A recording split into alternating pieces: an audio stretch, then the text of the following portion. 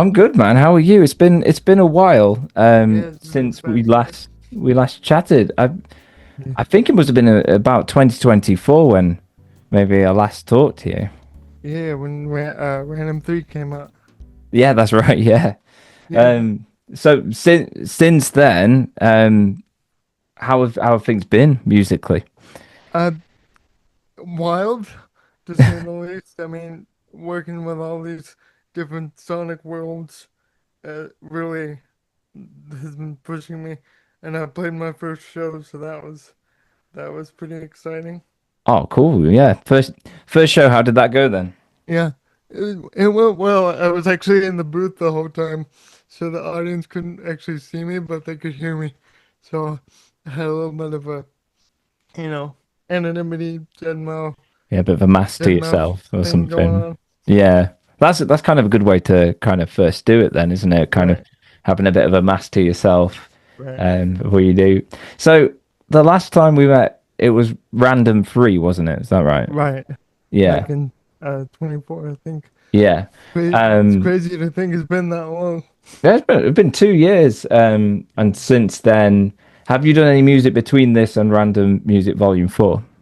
Um, that's the crazy thing is, no, I haven't released any music between this and Random 3. Wow. So except for is, like except for like YouTube stuff that I just put up for fun, like nothing official except for like film scores and that. um nice. I recently did a I recently did a short film for a collective here in Oklahoma. They're called Dead Center. They do like student films and that kind of thing. It's kind of an indie festival. Oh, So nice. that's other than like my own music, that's what I've been up to. Nice. Do you feel like your output has maybe slowed down, or have you just taken your Definitely, time with it? definitely slowed down a little bit. Like if I think back and I look back to 2019 when I first started releasing music on Apple Music, etc. Yeah. Like it was like when I first started, it was probably either a full album or an EP every few months. But once I started taking time to really, focus on like recording everything well and focus on the writing process a little more. Yeah. Um, I wasn't always doing uh, I wasn't always doing vocals either. So once I Yeah. started doing vocals, it took more time, which Uh, is a good thing. I So the slowing down wasn't like a writer's block then, it was more just like a more concentrated, more focused kind Right. of It thing. was the opposite of writer's block, essentially, like taking time to really think about what I was doing and what I was putting on paper, essentially. Nice. Well, talk to me about Random Music Volume 4, Party Favors, um, and kind of how it came to be. Yeah, so it started off with that one song, FUEM. It started up from that. It was just like that wasn't even meant to be a full record initially. It was just something that I wrote in basically the heat of the moment, and I was like, "This is good enough to put out." It's a different. It was a different sound for me Yeah. compared to like the hip hop stuff. And a couple of weeks later, actually, when my friend was like, "You should really make you should really make it into a full album," and I was like, "Okay." Yeah, just like throw stuff at the wall, see what happens. You know what I mean? That's cool. You say throw stuff at the wall, and you say Yeah, it's called random music, but right. listening to the project itself, it doesn't really feel random. And like Yeah, you say, it feels more considered and more thought has gone into it. right. And Did you that's ever what. like and ah about calling it random music or not? Um, See, that's the thing initially, because like back in, I think it was what 22 was the first random music, and it was just called. It didn't even have like a name. It was just called. uh Random Music Volume 1 Yeah. and like listening to it like because the initial idea was to just have like a uh I'm gonna throw in a King Gizzard reference here. The initial idea was to have like a Oddman slash Gumboot Soup kind of thing where you just have like a bunch of music that's not really meant to go together but Yeah. put it on the same record, you know what I mean? Yeah.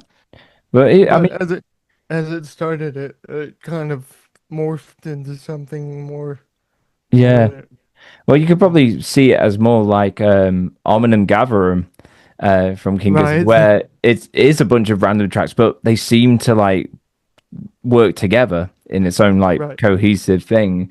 Um, I would say for the most part, like the middle of the main bulk of the project does feel very much like it's part of the same world.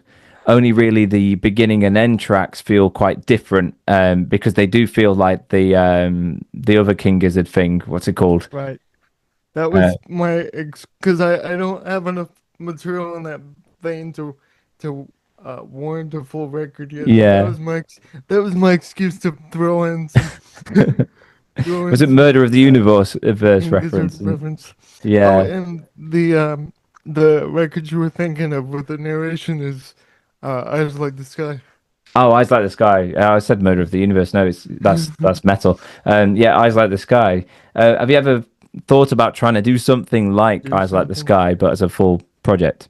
I kind of like toyed with the idea back in 2023. I think I was starting to do like live recording or like having other musicians in the room with me and Yeah. uh recording their instruments, and I started to kind of toy with that idea, but nothing really came of it. I should say. Like I have little bits here and there, but not like a full project yet. Yeah. Have you Be have you interesting have you to thought see. about collaborating online as well Yeah, instead, doing it that way? definitely, definitely. Yeah. Because I think it'd That's be quite how interesting. that's how I find most of my musicians anyway. Yeah. Like other than just friends of mine and that are local to my area. Uh, that's how I find most of the people. So yeah, Super. Right. Let's dive into the album then a bit more.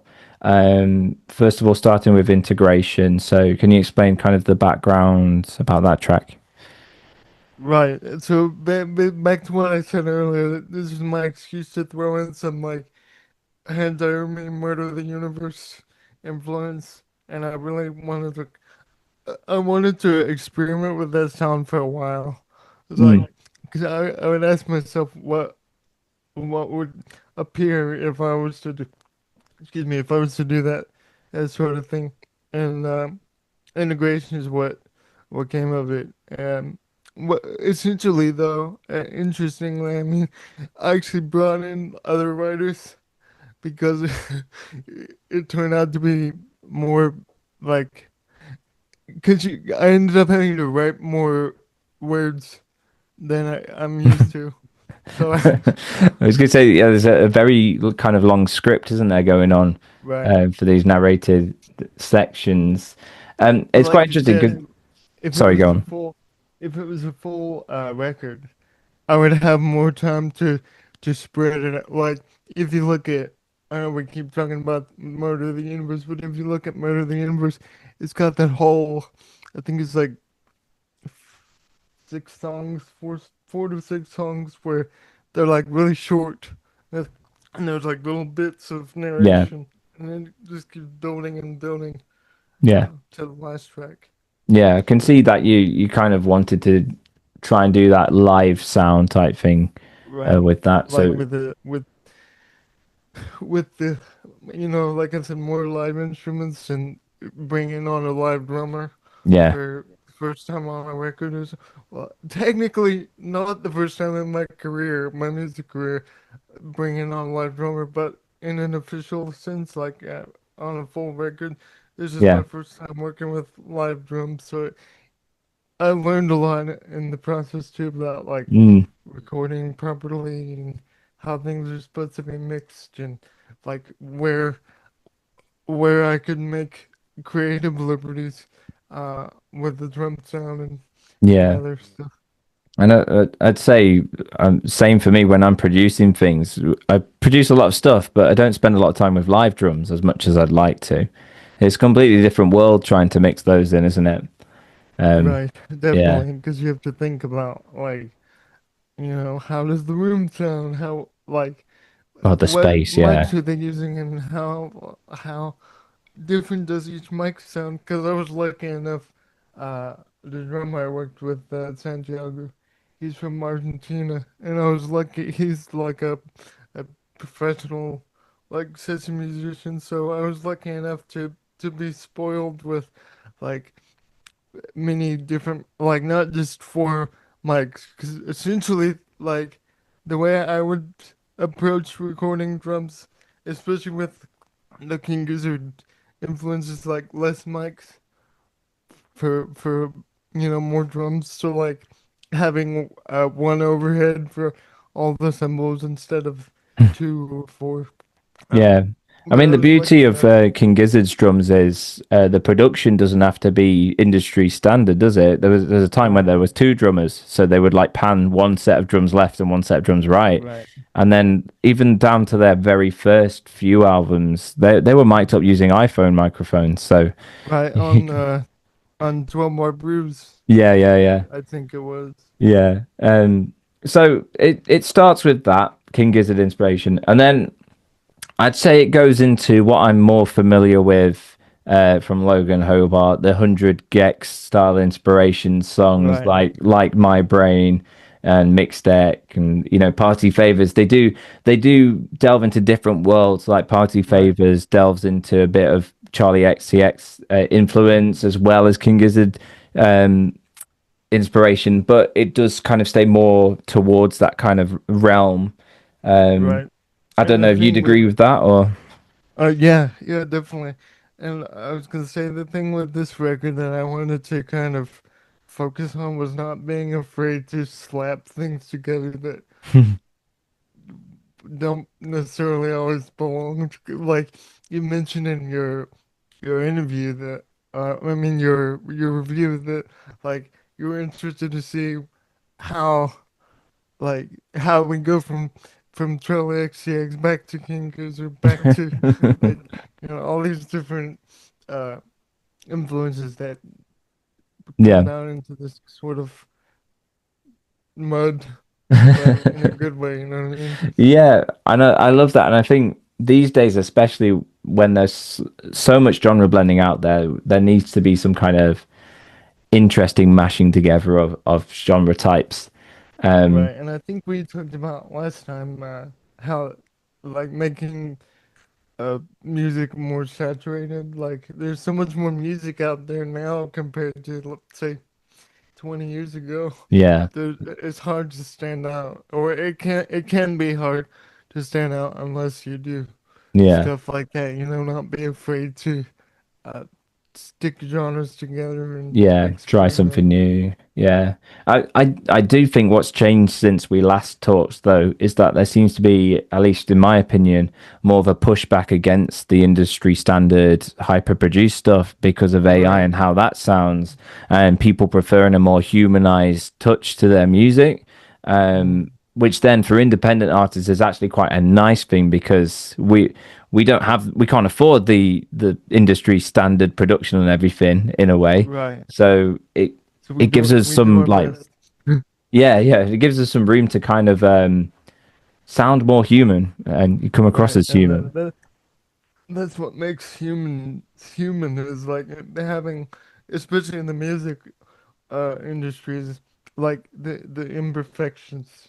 Yeah, Uh, like exactly. look at the Beatles, look at Sting, Yeah. like all those bands from that time period. Uh, It's kind of we spent all this time ramping up to like perfection in terms of production and now we're like, hang on, no, I don't want this actually right. too perfect, too We polished. we chased the like really polished sound, and now we're chasing that old Yeah. We flew grimy too close to the sound. And sun with that one, didn't we? right. Out of all the other songs that you have, on this album, what would you Mhm. say is your favorite in terms of perhaps something you'd like to explore more as a direction in future projects? Definitely like this is a uh I've talked about this before, but definitely more of the live sound, like Yeah, recording live instruments and mixing the two ideas together. Like some elements are electronic and some are yeah. I, I'd love that more 100 acoustic gex and ish sound that you've got mixed with live right. drums. I think that sounds so good. Like Um, almost channeling like a when you talk about 100 gigs, almost channeling like a Beastie Boys yeah, oh, yeah, kind that'd of be vibe, cool.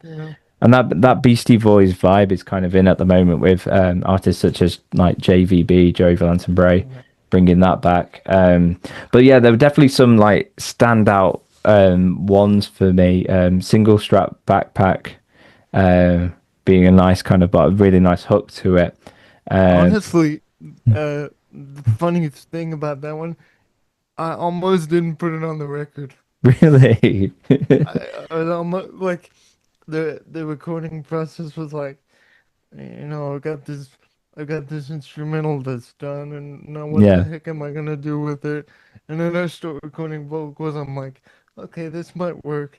And I think I had like finished vocals all the way through, and I was like listening back to it, and I was like, does this really, does this really like? Because when I was first like producing it, I didn't think it was my best work, honestly, but I just put it on the record, uh, and it's out there now, yeah. and I it's think kind of interesting looking back at it. what's good about these the PC music kind of style is that you can afford to kind of have these unique quirks in your music and unique sounds that you can overthink it too much and think is this good enough, is it not, production wise, whatever. But Right, actually, because of the PC music hyperpop element, you can have all these kind of nice glitchy sounds or imperfections, and it works really well for the genre. right, um and like we said, it's kind of a blend between like hyper perfect and slightly imperfect, yeah. and you kind of walk that line. Yeah, and I think especially if you're going to explore like the live stuff and blending that together, that's going to continue on with that kind of sound style, which is really nice. If you could choose one that you think's your favorite, then out of all of these, what would you choose and why? That's a tough question. Yeah, Probably if I had to pick just off the cuff, I would say my brain or mixtape. yeah, I like my brain. My brain's really good. Um, it's definitely obviously the 100 gex Right. inspiration, like you said, 757. That feeling to it. It is really good. That it almost didn't have like if I go back and listen to early demos of that song, like it didn't have guitar and the like beat was totally different and then I took it in that direction and it seemed to work. Nice. It's One of the interesting. musicians I was working with actually was like, "Hey, we should put guitar on this." I was like, "Okay, let's see what happens." And uh, you It's a know, good idea. It's definitely a good idea, and it's interesting as artists. Like you know the background to your song. We only hear the finished product, so we don't right. know like the journey you went through to get to that. We just hear the end of it. But yeah, really, really nice. What do you find your lyrics tend to be mostly about? Is it just how you're feeling at the time and you just record and see what happens, or do you spend time writing it down and thinking about it, or is it a mixture? My writing process is kind of strange, especially for this record. Like, I initially wanted to have this approach where I didn't move on to another track until one track was completely done and mixed and mastered, you know what I mean? But as I was working, I was like, I have all these ideas flying around. Yeah, I gotta put, I gotta write them down somewhere.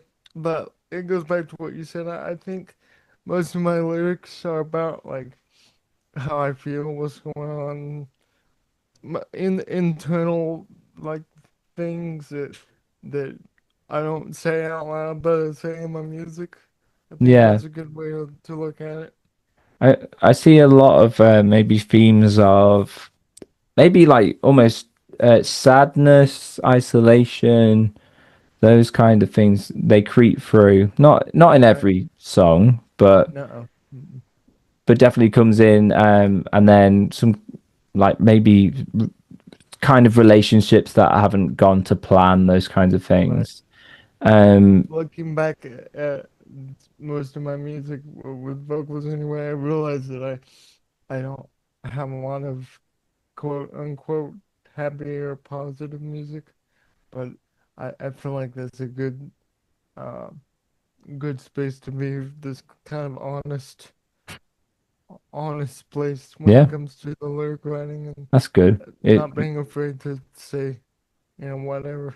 Yeah, you kind of bear in your soul, and I'd say majority of us artists, they when we write, it's probably to do with something sad, isn't it? Occasionally, Right. we might be a happy song, but there all might be about something we're trying to work out, some inner turmoil we're trying to solve, isn't it? Yeah. Yeah, I think those negative emotions have a tendency to manifest themselves easier as opposed to like, oh, I want to write a song about how sunny it is outside.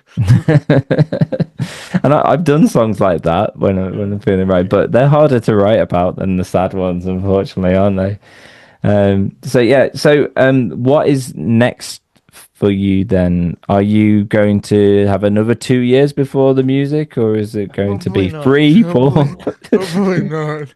Um, I'm working, like I said, I'm working with collaborators, so um, I want to kind of experiment sonically, see what I can come up with.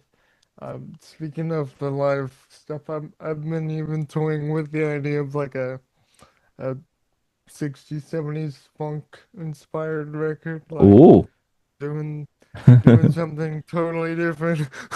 would be cool. We'll Imagine see what mashing that happens. with the hyperpop sounds as well. Yeah, that would be wild. I don't think it's been done, at least to my knowledge, 70s rock and roll type thing or something with it. I'm At hearing least, Beatles and 100 Gex smashed yeah, together. at least not without like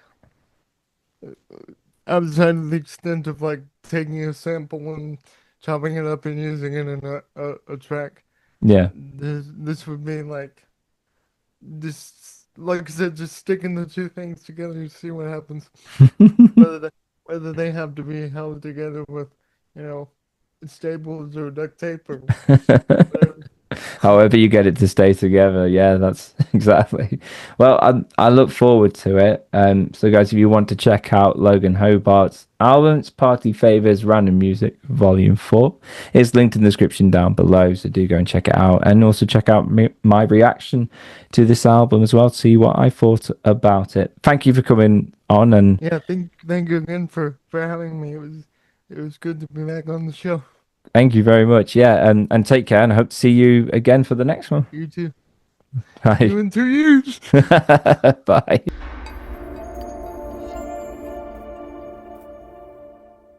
And now it feels so good to say hello, hello, hello, hello, hello, hello, hello, hello. And now it feels so right to say I miss you, I love you. And God, it feels so good to say hello. God, it feels so good to say hello. Bye, ladies and gentlemen.